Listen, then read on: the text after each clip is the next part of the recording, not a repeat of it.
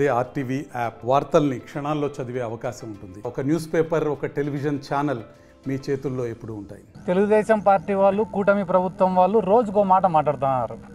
ఒకడేమో 300 కోట్ల స్కామ్ అంటాడు, ఒకడేమో 400 కోట్ల స్కామ్ అంటాడు. నిన్న ప్రభుత్వమే ఒక రిప్లై ఇస్తూ ఏం చెప్పింది, స్పోర్ట్స్ మినిస్టర్ ఏం చెప్పినాడు, ఆడదాం ఆంధ్రాకు కేటాయించింది కేవలం 119 కోట్లు అని చెప్పినాడు. కేటాయింపే 119 కోట్లు ఉంటే 400 కోట్ల స్కామ్ ఎట జరుగుతుంది? అంటే ఏమన్నా అసెంబ్లీకి మామూలుగానే పోతున్నారా, ఏమన్నా సేవించి పోతున్నారా?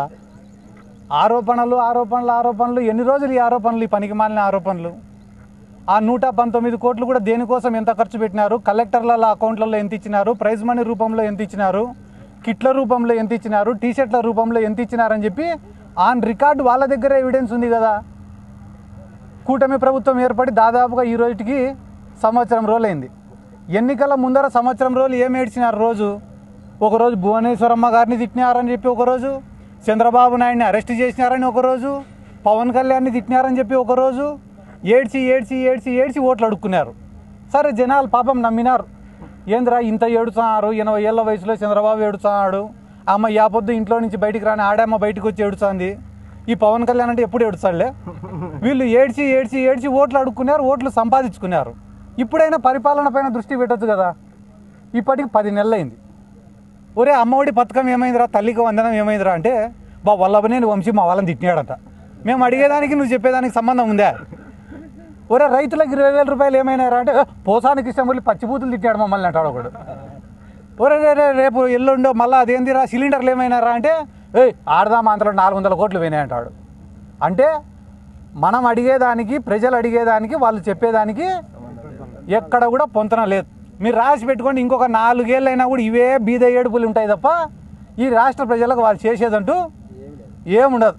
ఈ రాష్ట్ర ప్రజలు కూడా ఏం చేశారు మొన్న ఎలక్షన్లలో, మేము పోయి అమ్మ వైసీపీకి ఓటేయండి అమ్మా అంటే, ఏసాం పోనైనా వైసీపీకే అన్నారు తప్ప ఎవరు మమ్మల్ని వ్యతిరేకించలే, మాకేం ఎదురు చెప్పలే, మమ్మల్ని తిట్టను కూడా తిట్టలే ఓడు. కానీ టీడీపీ వాళ్ళకి చెప్తానన్న ఆయన, మీరు జనాలలోకి ఈసారి పోయి ఓట్లు అడిగితే చీపుర్లు చెప్పులు రెడీగా ఉన్నాయి.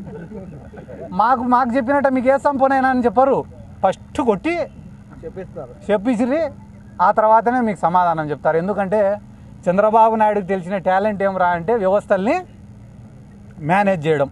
అవి ఏ రకంగానైనా మేనేజ్ చేస్తారు. ఎందుకంటే మొన్ననే సంక్రాంతి పండగకి చూసినాను నేను. సంక్రాంతి పండగకి హైదరాబాద్ నుంచి ఈ రాష్ట్రంలో, పక్క రాష్ట్రంలో అందరు వచ్చి ఈడ ఏంటివి అవి కోడి పందాలు, ఇసుపెటాకులు, 100 కోట్ల బెట్టింగులు చేసిపోతే పొద్దున్నే ఆర్టికల్స్ ఏం రాసినారు తెలుసా మీ టీవీ ఛానల్ వాళ్ళందరూ కూడా? అంబరాన్ని అంటినా సంబరాలు. కూటమి ప్రభుత్వం వచ్చిన తర్వాత తెలుగుతనం ఉట్టిపడిందట.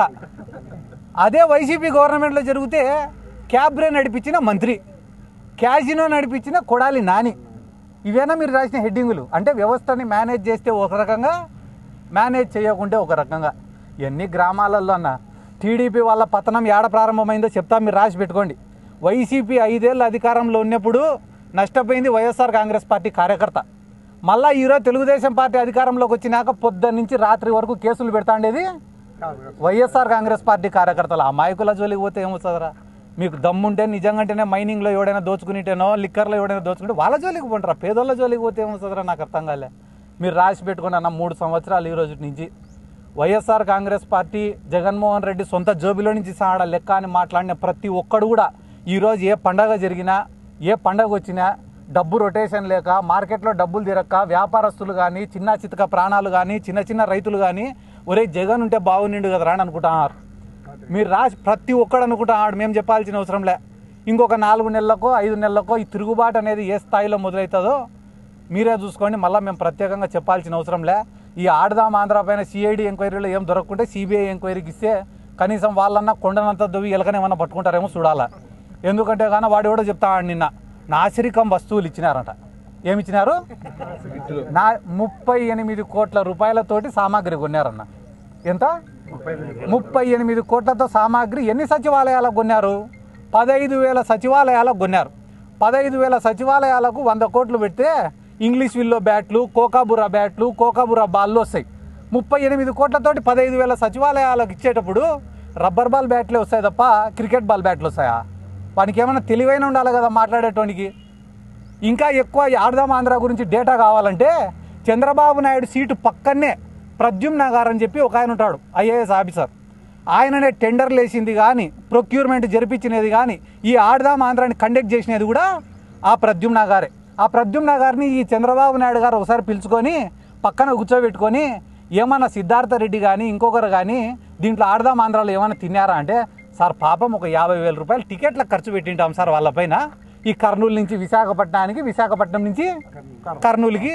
పాపం ఆడ వాళ్ళకి భోజనాలు 2 పూట్ల పెట్టి పంపించినాం సార్, అంతకుమించి వాళ్ళకేం ముట్టలేదు సార్ అని చెప్తే చంద్రబాబు కూడా పొద్దున్నే ఇడిచిపెట్టండి రా పాపం, వాళ్ళకేం టికెట్ డబ్బులు కూడా ఇచ్చినట్టు లేవంటాడు. కాబట్టి ఇటువంటి బోగస్ మాటలన్నీ మాట్లాడడం సాలిచ్చి, ప్రతి నియోజకవర్గంలో ఈరోజు employment full. Chandrababu Naidu government వచ్చినాక ఏందిరా ఎంప్లాయ్మెంట్ అంటే, స్టోర్ బియ్యం full, liquor syndicate full, belt షాపులు ఫుల్, నియోజకవర్గానికి ఒక పేకాట శిబిరం ఫుల్, శాండు ఫుల్.